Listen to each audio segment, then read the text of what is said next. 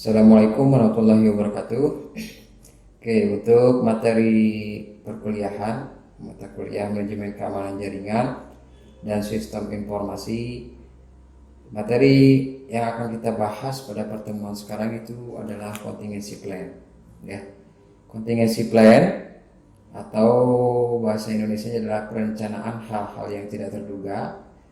Apa saja yang akan dibahas materi ini kita lihat ya. Sebelum kita masuk ke materi, kita lihat dulu pengantar mengenai apa yang dimaksud dengan contingency plan. Di sana dikatakan bahwa perencanaan contingency plan itu adalah perencanaan untuk acara yang tidak terduga atau untuk hal yang tidak terduga.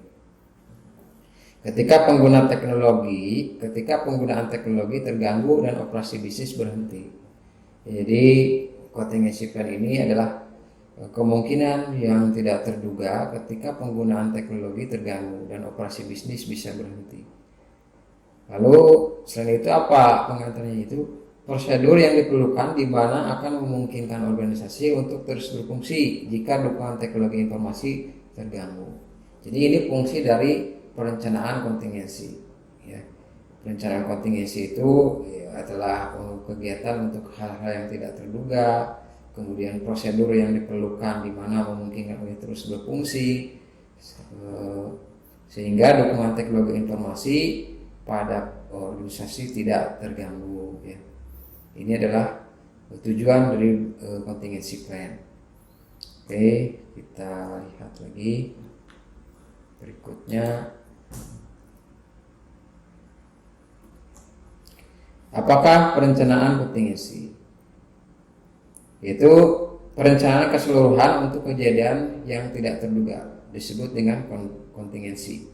Perencanaan contingency itu perencanaan terhadap keseluruhan untuk kejadian hal yang tidak terduga, disebut dengan perencanaan contingency.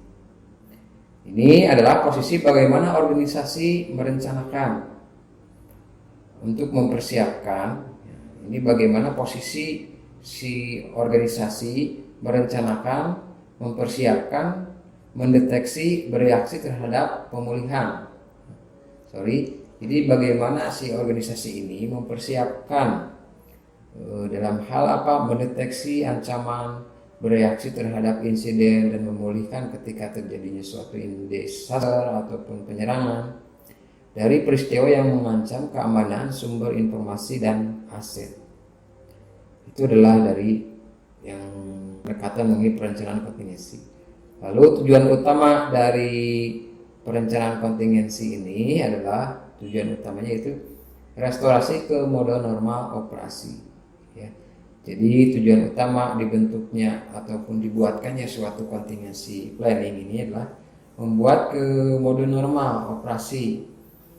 Jadi website awal perusahaan punya website, perusahaan punya toko online, perusahaan punya apapun itu, ketika terjadi trouble websitenya, servernya ataupun komputernya, itu bisa direstorasi ke mode normal operasi dengan sangat cepat dan sudah sesuai prosedur dan SOP, sehingga proses bisnis bisa berjalan kembali. Itu tujuan utama dari contingency ya. Lalu selain itu, pendekatan terhadap contingency planning ini pertemuan terakhir pernah dibahas juga ya, materi terakhir, bahwa di contingency planning itu ada yang disebut dengan IRP ya, Incident Response Planning, ada yang juga yang dimaksud dengan DRP ya, Disaster Recovery Planning, lalu Business Continuity Planning ya, dimana ketika terjadi insiden itu direspon. Namanya IRP itu berfokus pada tanggapan langsung ya. Jadi sifatnya ketika insiden itu harus langsung ditanggapi. Lalu DRP ini disaster recovery. Jadi ketika ada bencana, ketika ada suatu ancaman, kejadian, dia recovery, dia melakukan pemulihan. Nah, di sini DRP ini berfokus pada memulihkan operasi di lokasi utama. Ya. Jadi fungsi DRP ini, Disaster Recovery Planning ini adalah berfokus pada memulihkan operasi di lokasi utama. Lalu ada Business Continuity Planning (BCP). Ini adalah memfasilitasi pembentukan operasi komponen alternatif ya. Jadi Business Continuity Planning ini yang merencanakan, memberikan alternatif, memberikan solusi ketika si disaster sedang direcovery ataupun ketika insiden sedang direspon. Maka si Business Continuity Plan ini dia memberikan alternatif apa sehingga proses bisnis tetap berjalan ya. Misalkan sedang kegiatan proses belajar mengajar, tiba-tiba mati lampu gitu ya, mati lampu. Responnya gimana kalau mati lampu? Responnya tim BCP menyiapkan apa, misalkan yang awalnya menggunakan proyektor dialihkan ke papan tulis. Jadi dosen ataupun guru mengajarnya lewat papan tulis, tidak menggunakan proyektor infocus seperti itu. Nah itu semua harus sudah SOP-nya harus sudah sudah jelas ya, sudah jelas. Harus sudah tertulis ya. Siapa yang menulisnya ya? Manajer yang bagian-bagian tersebut. Ada manajer IT yang mengurus IRP DRP mengenai IT, ada yang bagian SI, IRP DRP SI, bagian umum mengenai umum gitu. Lalu pendekatan contingency plan itu ada identifikasi, misalnya bisnis penting fungsi, mengidentifikasi sumber daya, antisipasi kontingensi, strategi perencanaan, menerapkan strategi pilih, lalu tas dan merevisi kontingensi. Ini adalah merupakan pendekatan terhadap contingency plan. Anda bisa lebih memahaminya, nanti Anda bisa baca sendiri modul utuhnya, nanti saya bagikan. Next, nah 4 tim yang terlibat dalam perencanaan kontingensi dan operasi kontingensi. Jadi untuk membuat sebuah contingency planning tentu saja dibutuhkan sebuah tim. Nah tim-timnya biasanya ada tim CP, ada tim IR, tim DR, tim BC. Tim CP ya tim contingency planningnya itu sendiri. Tim IR yaitu insiden responnya, tim DR, tim disaster recovery-nya, lalu tim business continuity. Ini adalah 4 tim yang terlibat dalam perencanaan kontingensi dan operasi kontingensi. Oke ya, 4 tim. Kita next. Nah, ini ada NIST menggambarkan kebutuhan untuk jenis perencanaan sesuai. Nah ini apa namanya? Kalau NIST ini semacam SOP ataupun aturan-aturan yang sudah ditetapkan ya. Kalau membahas NIST kemudian yang lainnya nanti ada di materi yang lainnya ya. Kita bahas dulu. Nah ini pernah juga dibahas di materi sebelumnya, bahwa contingency plan ini terdiri dari incident response, terdiri dari tim disaster recovery, terdiri dari tim business continuity. Ini adalah tim yang bergerak dalam merencanakan suatu kontingensi atau suatu hal yang tidak terduga. Si perusahaan, si organisasi apapun itu, mereka harus memiliki ini. Bahkan negara pun sama ya, negara pun dia memiliki tim contingency plan ini.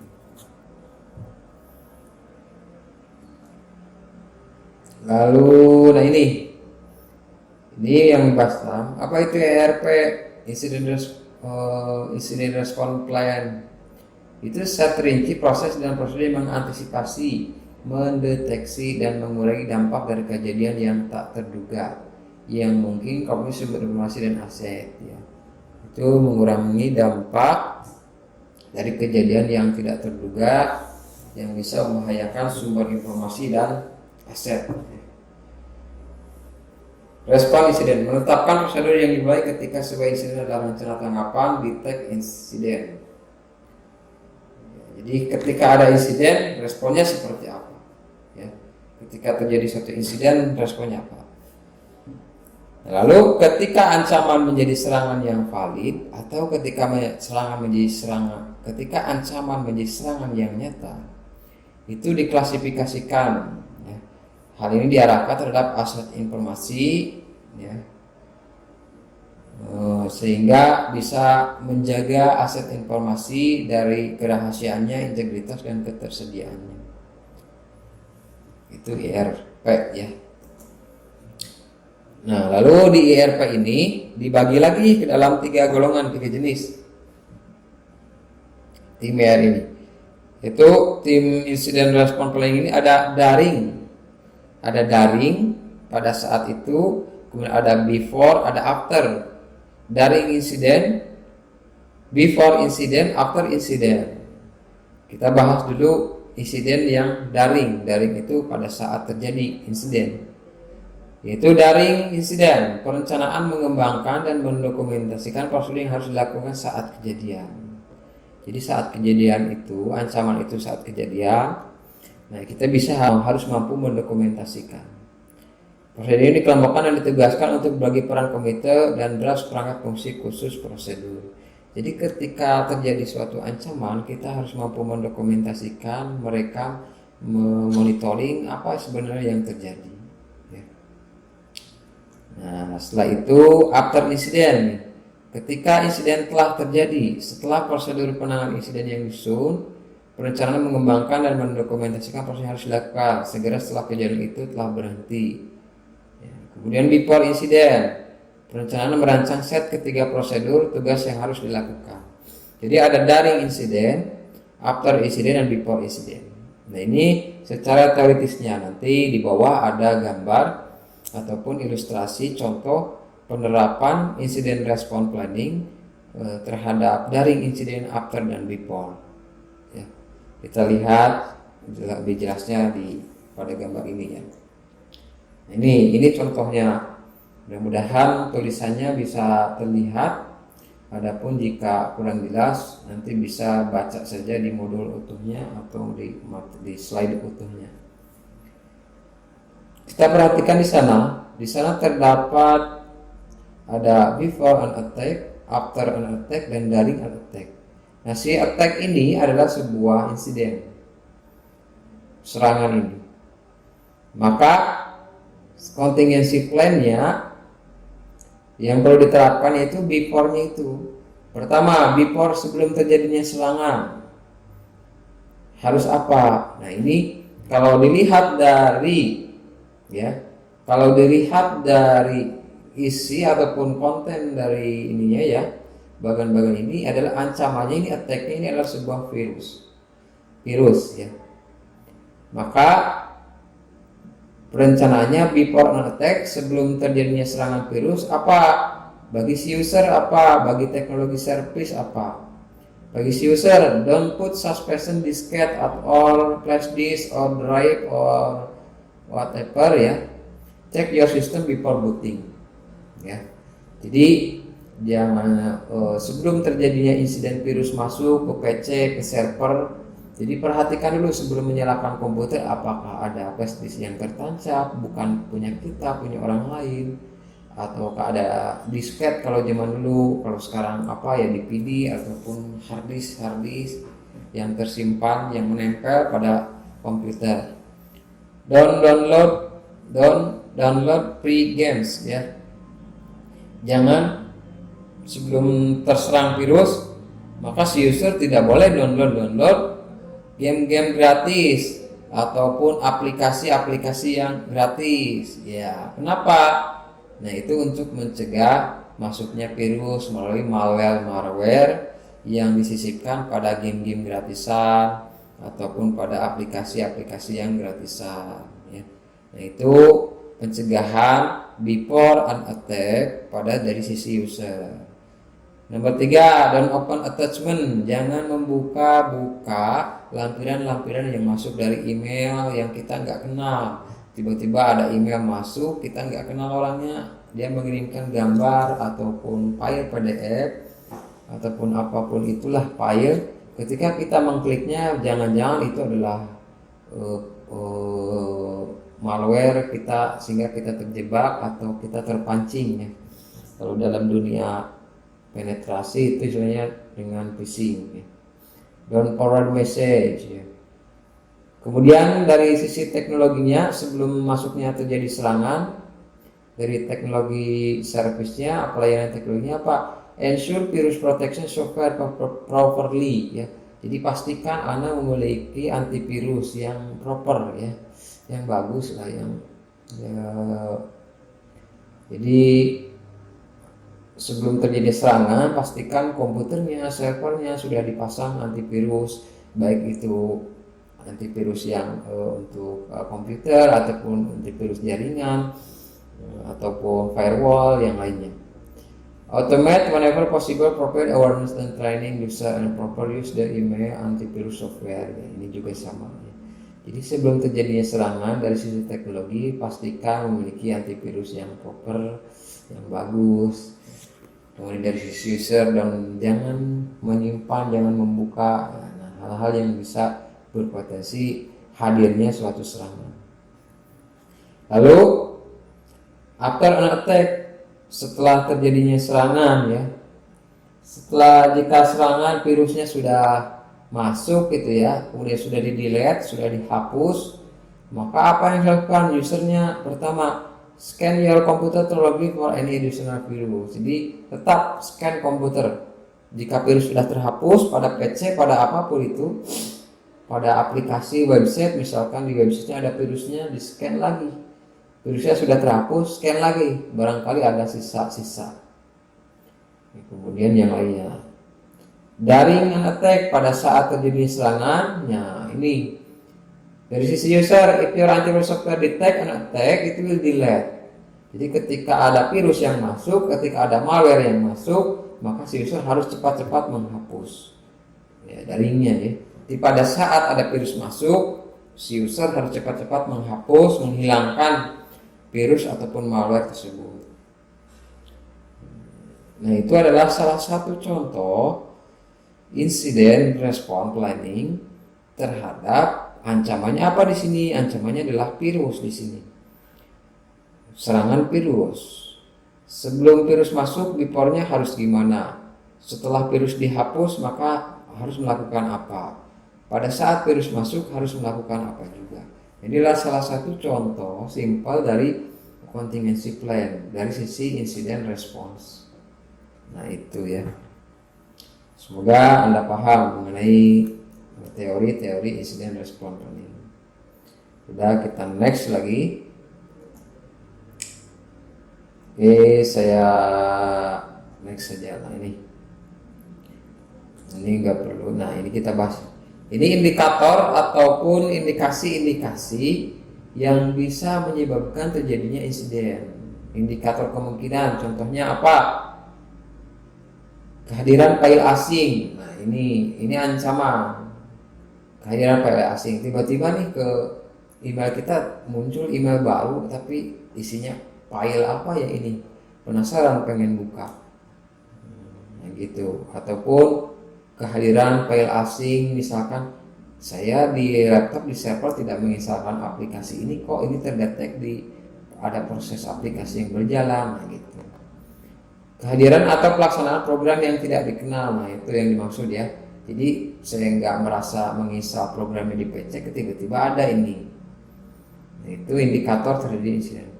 Konsumsi yang tidak biasa dari sumber daya komputasi, misalkan indikator insiden ini konsumsi yang tidak biasa dari sumber daya. Misalkan kalau sumber daya server atau komputer kan ada sumber daya prosesor, memori RAM-nya, kemudian hard disk-nya.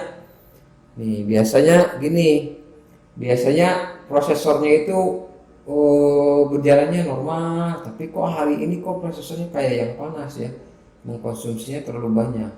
Memori RAM-nya itu biasanya yang terpakai hanya 1 GB. Tiba-tiba ketika dimonitoring, nah ini kenapa jadi 3 GB sampai full, misalkan 8 GB pengerjaan konsumsi memori RAM-nya. Nah, itu juga menjadi indikator terjadi insiden. Nah pada saat terjadi demikian, apa yang harus dilakukan? Lalu sistem crash unusual, maksudnya sistem crash aplikasinya error, rusak, tidak bisa digunakan. Ya. Apa yang harus dilakukan? Kegiatan dikala tak terduga, kehadiran akun baru, serangan yang dilaporkan. Maksudnya serangan yang dilaporkan itu ada hacker yang ngasih tahu nih ada celah nih, ini ada ini. Nah, itu juga indikator insiden. Pemberitahuan dari IDS atau Intrusion Detection System. Ya, IDS ini nanti kita praktekkan di modul praktikum ya. Di modul praktikum kita coba yang maksud dengan IDS ini. Indikator definite, penggunaan rekening aktif, perubahan log-log, kehadiran alat hacker atau tool hacker, pemberitahuan dengan pasangan atau rekam, pemberitahuan oleh hacker.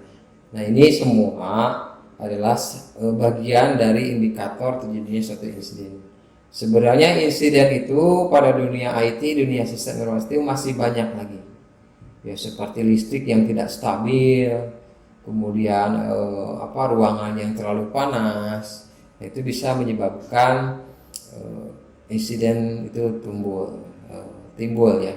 Insiden itu timbul atau menjadi ancaman yang valid. Nah, itu adalah salah satu indikator insiden. Semoga Anda paham.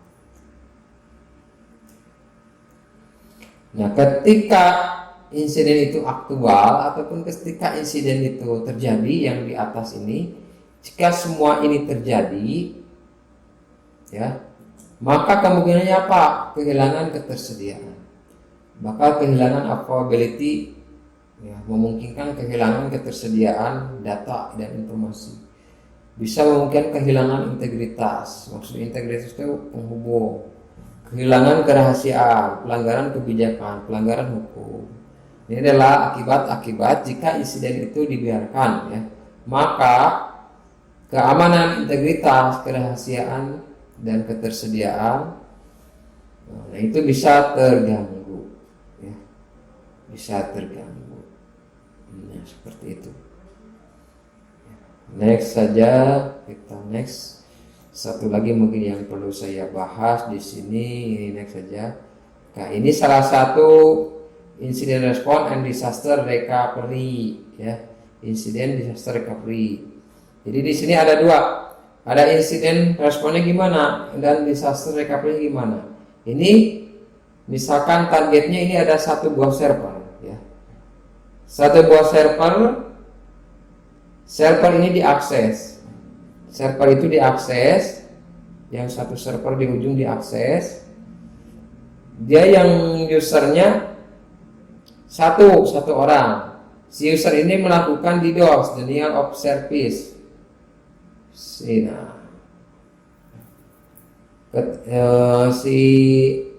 satu orang ini dia melakukan DDoS, denial of service. DDoS itu dia merequest server oleh satu unit komputer, tapi prosesnya itu diduplikat menjadi banyak, bisa sampai 1000 duplikat. Apa nanti yang mengakibatkan? Nanti konsumsi servernya akan banyak, ya.